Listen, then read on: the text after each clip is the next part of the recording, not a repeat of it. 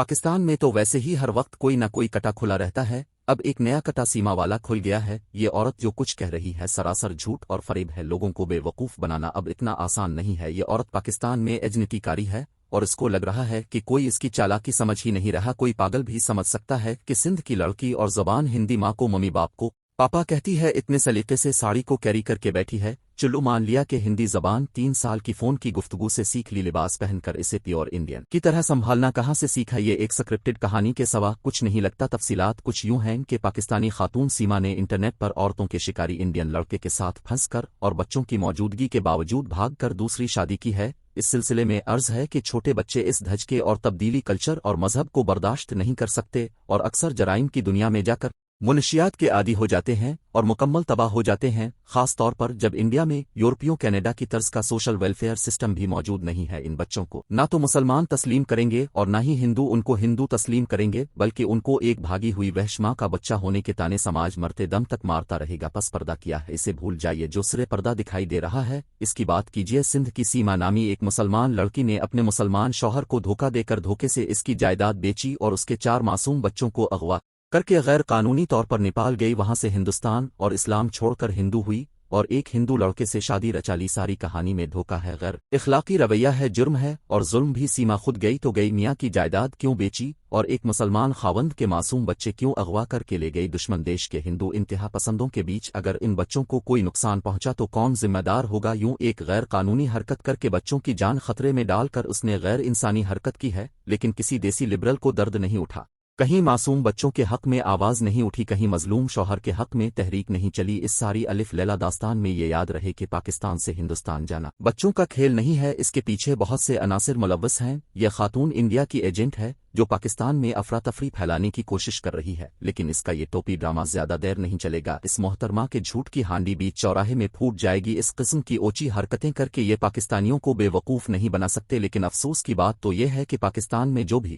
سازش ہوتی ہے اس میں پاکستان کا کرپٹ مافیا شامل ہوتا ہے۔ یہ لوگ عمران خان کو منظر سے ہٹانے کے لیے ہر حد سے گر سکتے ہیں، اگر ہمارے ملک کا کرپٹ مافیا شامل نہ ہو تو کسی باہر والے کی جرت بھی نہیں ہوگی کہ پاکستان کے معاملات میں دخل اندازی کر سکے۔ آج کل سیما کی پیار کہانی بھارت اور پاکستان کے سوشل میڈیا پر زیر بحث ہے۔ سیما سندھ سے تعلق رکھنے والی شادی شدہ اور 4 بچوں کی ماں ہے، خود کو مسلمان بتاتی ہے، شوہر روزگار کے سلسلے میں سعودی عرب مقیم ہے۔ اس دوران وہ پبجی کھیلنے کے دوران ایک ہندو لڑکے سے متعارف ہوتی ہے، کھیل کھیل میں یہ تعارف محبت میں تبدیل ہوتا ہے اور وہ اس سے ملنے نیپال جا پہنچتی ہے، جہاں دونوں باقاعدہ شادی کرتے ہیں اور اپنے اپنے دیس لوٹاتے ہیں۔ پھر چند ماہ بعد وہ ہمیشہ کے لیے پاکستان چھوڑ کر دبئی کے راستے میں نیپال سے ہوتے ہوئے 4 بچوں کے ساتھ انڈیا پہنچ جاتی ہے۔ وہاں پہنچ کر باقاعدہ ہندو مذہب اختیار کرتی ہے اور شادی رجسٹر کروانے اور وہاں کے کاغذات بنوانے کے دوران وکیل کی شکایت پر سچن اور بچوں سمیت پولیس کے ہاتھوں گرفتار ہو جاتی ہے، جسے جلد رہا بھی کر دیا جاتا ہے۔ یہ تو تھی ساری کہانی جس میں مجھے کچھ بھی ناقابل یقین نہیں لگا۔ دنیا میں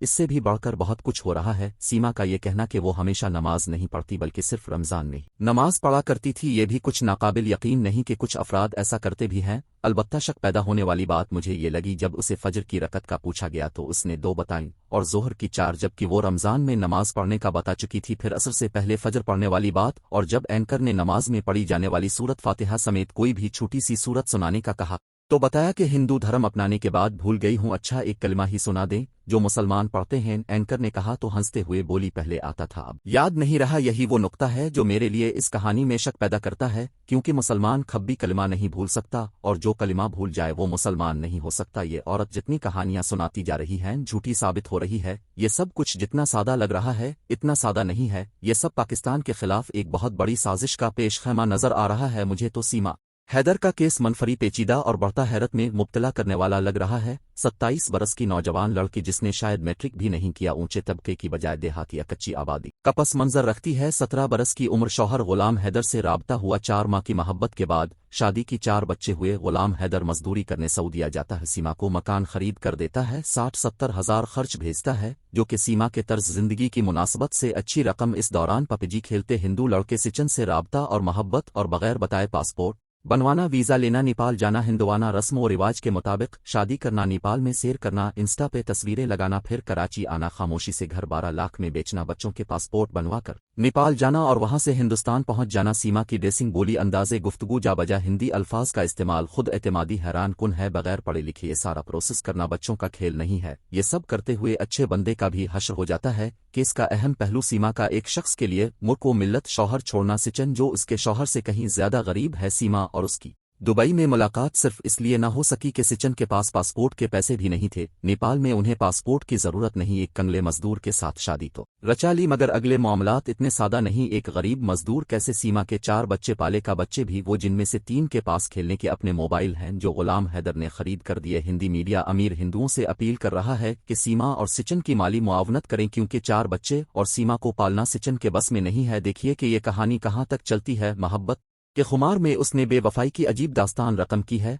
और जिसके लिए मजहब, मुल्क और शौहर छोड़ा। वो कोई करोड़पति होता तो भी बात थी, यहाँ तो सिचन बेचारा सिर्फ पति। इस मामले का संगीन पहलू जागिरानी कबाइल की तरफ खुद को मंसूब करने वाले चंद डाकों की वीडियो है, जिसमें वो सिंध में रहने वाले हिंदुओं को धमका रहे हैं कि सीमा और बच्चे वापस न आए तो यहाँ हिंदू कम्युनिटी की ख्वातीन की इज्जतें पामाल की जाएंगी। डाकू हजरात इसे कबाइली गैरत और इस्लाम का नाम दे रहे हैं, तो भाइयों, इस्लाम किसी शख्स के जुर्म की सजा दूसरे को देने का तसव्वुर ही नहीं रखता। सीमा जिस राह चल चुकी, मुल्क छोड़ चुकी, ईमान खत्म कर चुकी, इसका मामला पाकिस्तानी निज़ाम के बस से बाहर। अलबत्ता बच्चों की वालिद को वापसी जरूरी है ताकि वो मुस्लिम मुआशरे में परवान चढ़। डाकों से दरख्वास्त है कि डकैती भी गैर इस्लामी फेल है, इससे इज्तनाब करें और यहाँ के हिंदुओं को डराना बंद करें ताकि उन्हें इस्लाम के नाम पे गैर इंसानी मामले का सामना न करना पड़े। पाकिस्तान से भारत अगर कोई गलती से भी बॉर्डर क्रॉस कर जाए तो समझें इसकी बकिया जिंदगी भारतीय जेलों में मुसीबतें झेलते गुजरेगी, और मरने के बाद यहाँ गरीब अलमर्ग होने पर शायद इसे वापस लूटा दिया जाए। लेकिन सीमा हैदर के मामले में हम देख रहे हैं कि सब कुछ इसके बरक्स हो रहा है। पाकिस्तान से अपने 4 बच्चों समेत बगैर वीज़ा के पूरी प्लानिंग के साथ मई 2023 में इंडिया में घुसने वाली सीमा को पहले तो 2 महीने नोटिस ही नहीं किया जाता, और फिर 4 जुलाई को इसे गैर कानूनी तौर पर बॉर्डर क्रॉस करने के जुर्म में गिरफ्तार भी किया जाता है, और चौथे दिन जमानत मिल जाती है। और अब इसका इंडिया में स्टेटस एक तरह से फिल्मी हीरोइन के प्रोटोकॉल से कम नहीं, जो मीडिया में गिरी हुई है, और इसे पाकिस्तान के खिलाफ प्रोपेगेंडा करने की मुकम्मल आज़ादी मुयस्सर है। कहा जा रहा है कि पबजी खेलते हुए वो भारतीय नौजवान सिचन की मोहब्बत में गिरफ्तार हुई और इसकी मोहब्बत में सारी सरहदें पार कर गई। मजहब तब्दील किया, बच्चों का मजहब तब्दील किया, और बच्चों समेत गैर कानूनी तौर पर इंडिया पहुंच गई, और इस हिंदू नौजवान सिचन से बिला खौफ व खतर शादी कर ली। अब जरा इस बेजोड़ शादी का जायजा लेते हैं। सीमा शादीशुदा और 4 बच्चों की मां, जबकि सिचन बगैर शादीशुदा और सीमा से 5 साल छोटा नौजवान लड़का है। अब तक की फुटेज से जाहिर है कि सिचन माली तौर पर मफलूब अलहाल और वाजिबी सी शक्ल व सूरत वाला नौजवान है, जिसमें किसी औरत के लिए कशिश का कोई पहलू नजर नहीं आता कि वो अपनी और बच्चों की जान खतरे में डालकर अपना घर उजाड़ कर इंडिया चली जाए। सीमा की गुफ्तगू और रहन सहन बिल्कुल हिंदुआना रस्म व रिवाज के मुताबिक नजर आता है। इसके चेहरे पर कोई परेशानी या घबराहट नजर नहीं आती कि वो किसी अजनबी जगह, अजनबी लोगों, अजनबी माहौल में है। ऐसा लगता है कि सीमा को इंडिया पहुंचने से पहले यकीन था कि सब कुछ हसन मंशा ठीक होता जाएगा, और ऐसा ही हुआ। सीमा हैदर के बयानात को लेकर भारत को मौका मिल गया है कि वो इंसानी हुकूक की पामाली, खुसूसन अक़लियतों और ख़वातीन से ज़ियादतियों पर पाकिस्तान से वो हिसाब बराबर करे जो मकबूजा कश्मीर के हवाले से प्रोपेगेंडा करता रहा है, और भारतीय मीडिया और हुकूमत इसका भरपूर फ़ायदा उठा रही है। अगर इस सारे मामले को शनबा में 2 दिन पहले होने वाली इंसानी हुकूक कॉन्फ्रेंस से जोड़कर देखा जाए, जिसमें पाकिस्तान पर इंसानी हुकूक के हवाले से सख्त तनकीद हुई, तो लगता है सीमा सिचन मामला इतना सादा नहीं है जैसा दिखाने की कोशिश की जा रही है। पाकिस्तान की हुकूमत अभी तक अपने 5 शहरियों की भारत में गैर कानूनी दाखिले पर शशोपंज का शिकार है कि क्या लाइन दीनी है। Thanks for watching.